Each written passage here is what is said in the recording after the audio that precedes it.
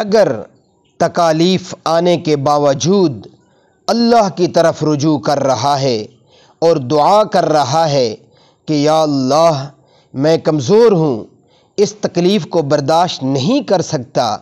یا اللہ مجھے تکلیف سے اپنی رحمت سے نجات دے دیجیے، اور دل کے اندر اس تکلیف پر شکوہ نہیں ہے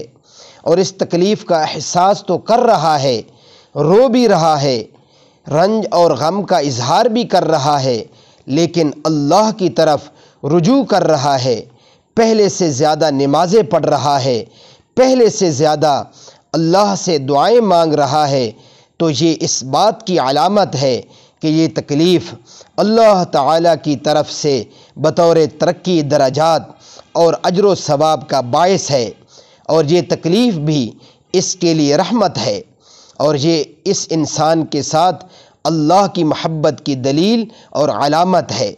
اس لیے میرے محترم سامعین، تکالیف میں واویلا نہیں کرنا چاہیے، بلکہ صبر کے دامن کو تھامنا چاہیے اور اللہ کی طرف متوجہ رہنا چاہیے۔